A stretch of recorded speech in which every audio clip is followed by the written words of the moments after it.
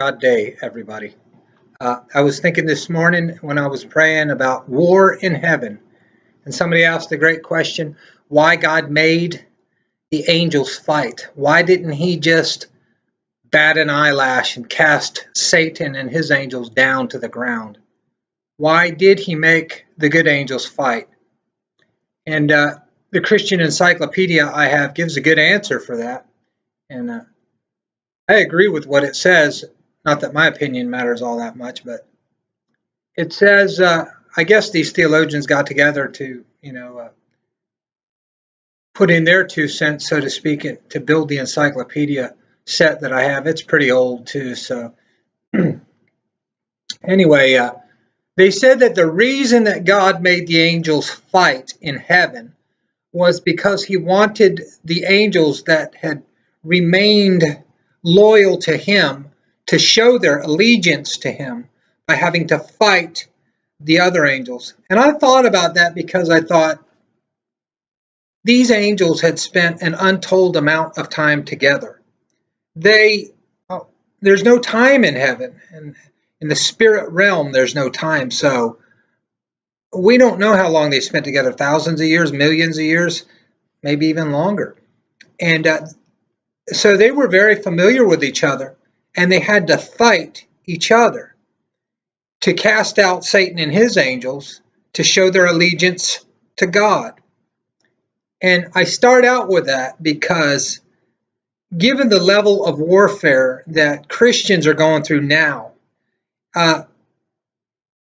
people ask the question, why does God allow these things to happen? Well, there's evil in the world, that's why. And why does He cause us to have to deal with warfare when He could bat an eyelash, so to speak, and smite all of Satan's army down to the ground? Years ago, I lived in a pretty bad area, and there was a guy named Clifford, and he was a self-confessed Satanist, and him and his friends lived in the apartment under me. So you can imagine what that was like. And of course, they did their thing pretty much every night. And well, one day I saw him in the parking lot, and I said, "Hey, Clifford, can I ask you a question?" He said, "Sure." I said, "You know that Jesus Christ has all power, all authority, and He's more powerful than Satan." And Clifford answered me. He said, "Yeah, I know that." I said, "Well, why do you serve Satan then?" He said, "All witches know that. All Satanists know that Jesus has all authority." He said, "The reason that he served Satan," he said, "was because God killed his mother. Apparently, when he was 9 years old, his mother died, and I guess that Satan filled his mind and heart with lies of what had actually, you know, twisted what had actually happened and made him think that God killed his mother, or whatever the case may be. This is why this man sold his soul to the devil, because he felt like God took his mother at the age of 9.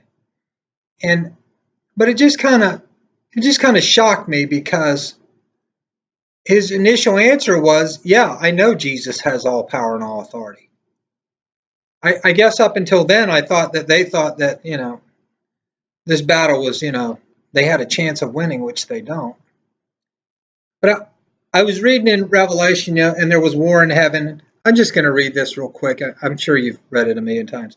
"And there was war in heaven. Michael and his angels fought against the dragon, and the dragon fought and his angels, and prevailed not.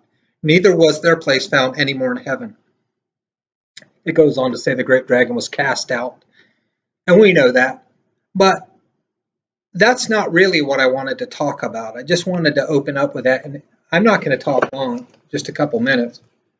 But I have this book that I got back in '95.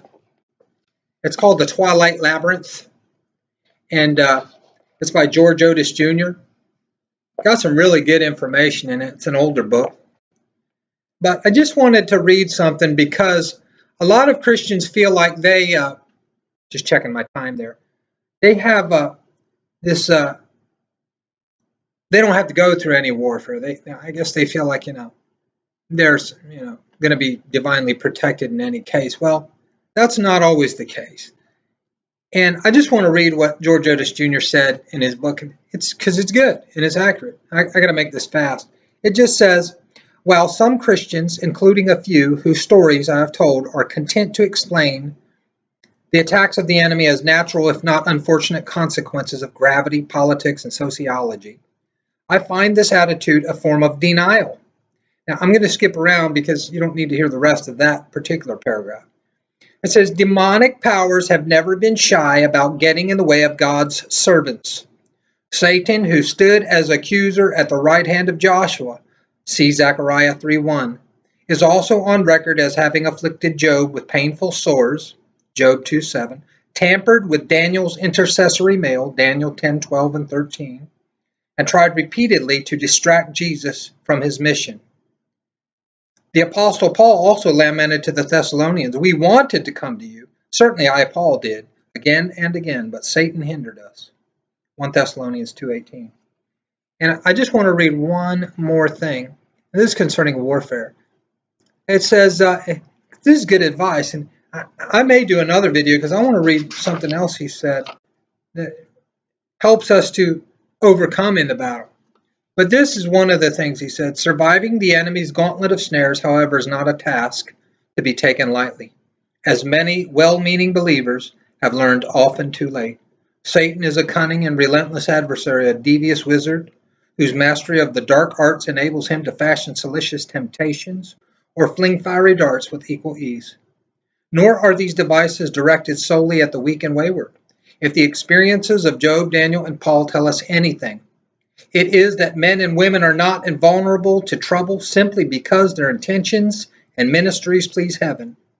If Satan is audacious enough to tempt the Son of God and impede an angelic messenger dispatched by the Almighty, we can hardly expect him to steer clear of us. Well, that's true. That's absolutely true. And I don't want to leave you on a discouraging note. I really have to end this video because I can't upload videos larger than a certain size. So I'm going to finish this up with my next video, God willing. Have a great day.